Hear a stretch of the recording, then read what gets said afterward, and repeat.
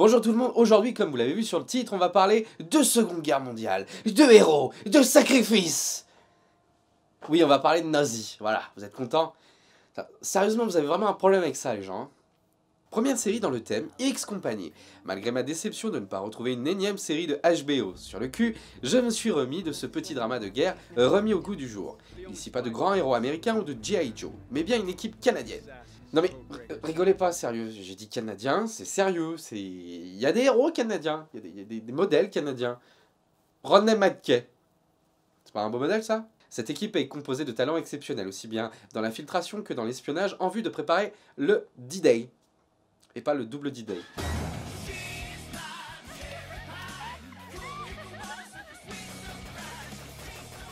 Nein, no fire, it's good. Heil Hooters! Be careful, it could be a booby trap. Otto. Alors, petit bémol, le son. C'est-à-dire que je veux bien que par convention, on tourne toute la série en anglais. Que les Allemands aient un petit accent anglais, c'est pas gênant. Voilà. Mais alors pourquoi demander à des acteurs qui parlent très bien l'anglais de jouer le mauvais accent anglais fait par des Français?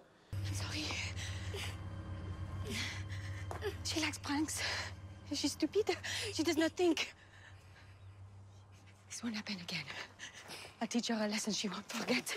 Je comprends pas. Est-ce que c'est une punition pour les mauvais acteurs canadiens? Parce que nous, hein, quand on veut punir nos mauvais acteurs, on les fait jouer dans des séries d'énergie 12. Hein. Et là, je comprends pas ce choix du traitement audio. C'est soit tout le monde parle en anglais, je veux bien que les Allemands aient un fort accent, soit bah, vous faites parler les Français en français, et les Allemands avec un sale accent français. Voilà, mais j'ai pas compris la logique de la chose. Voilà, c'est le seul bémol pour le moment de la série.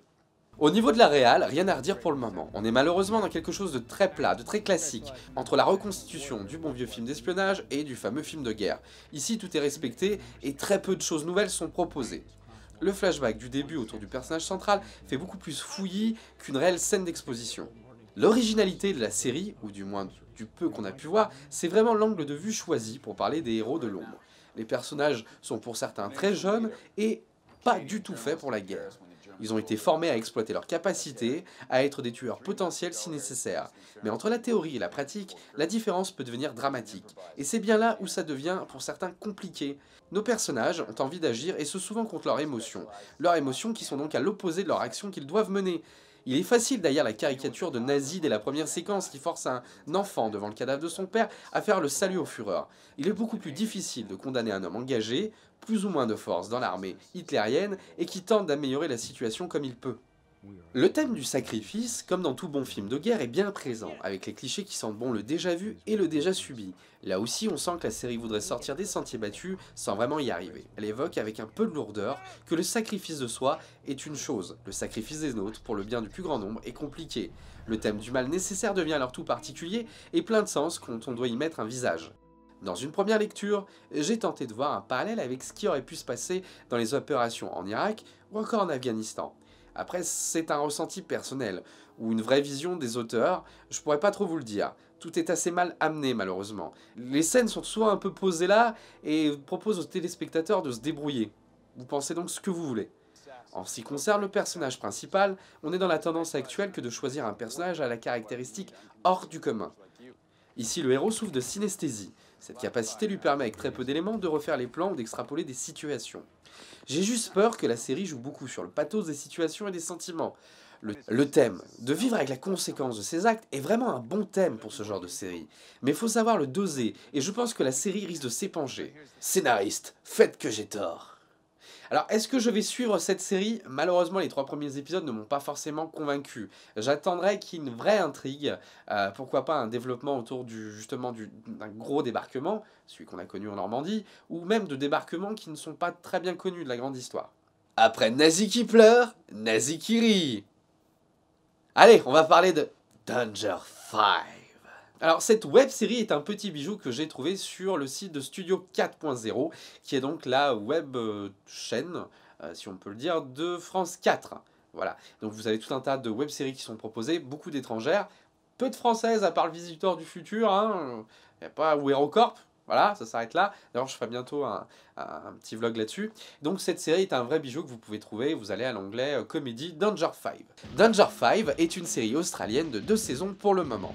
Vu que c'est une web série, je vais pas trop mettre d'extraits, déjà à cause du robot YouTube, et deuxièmement parce que l'équipe fait actuellement un crowdfunding, et je trouve que ça serait pas cool pour eux. Par contre, on va vous mettre un max de liens pour que vous alliez voir leur taf. Alors attention, la définition de saison et d'épisode sur ces licences est à prendre avec des pincettes, car vous allez comprendre que vu la qualité de cette web série, ce qui serait un épisode normal pour nous de 30-40 minutes devient pour eux une saison. On est donc dans une série parodie de films de guerre et d'espionnage, et aussi parodie des films des années 60 et 90 de nazi-exploitation. La nazi-exploitation, qu'est-ce que c'est? La nazi-exploitation est tout un genre cinématographique tourné bien sûr autour des nazis. Pour faire un bon film de nazi-exploitation, il vous faut des boobs, bien entendu, des nazis et des scénarios qui sont complètement incohérents. Pour vous donner un exemple d'un bon film de la nazi-exploitation, vous avez par exemple Iron Sky. D'ailleurs, ils sont en train de préparer Iron Sky 2. Oui, Adolf Hitler est actuellement sur un tyrannosaure.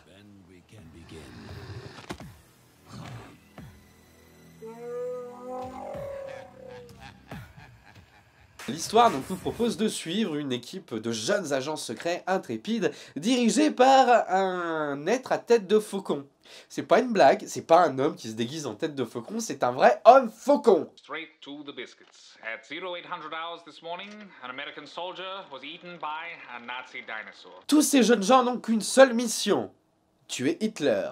Mais Hitler aussi a le sens de l'exubérance et était entouré de tout un tas de projets scientifiques incroyables, notamment des filles en carbone qui sont résistantes aux balles. Ça c'est juste le premier épisode, je vous promets, c'est du grand n'importe quoi. Vous allez y retrouver des hommes tyrannosaures, vous allez y retrouver un mecha Hitler, ouais, je déconne pas, vous allez y retrouver un homme requin, c'est de la folie ce truc, ça n'a aucun sens, voilà, mais c'est juste génial. Tout est pensé avec intelligence, c'est-à-dire que, quand bien même c'est une parodie, par exemple, vous avez le son. Le traitement du son est assez rigolo parce que vous sentez qu'ils ont tourné ça dans une autre langue et qu'ils ont fait exprès de se redoubler en anglais. Et tout est désynchronisé avec, un peu comme des vieux films des années 70 qu'on a récupéré en VHS. Et le traitement est juste génial là-dessus. Ils ont tous la clope au bec du début à la fin, comme dans les vieux films. Et puis par exemple, à chaque fois qu'ils se demandent de servir un verre d'alcool, avant même qu'ils aient demandé le verre, le gars l'a déjà prêt. Donc il y a plein de faux raccords et c'est trop bien fait et c'est juste génial, donc je vous le conseille. Allez, vous pouvez les soutenir ici, par là, ouais, je sais pas où je mettrai ça, voilà. Et du coup, rappelez-vous toujours par rapport aux nazis ce que pense l'homme Marguerite. Vous savez, les nazis, c'est pas les plus sympas.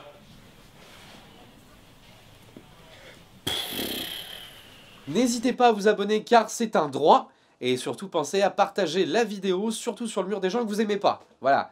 C'est tout pour nous aujourd'hui, vous pouvez désormais procrastiner en paix.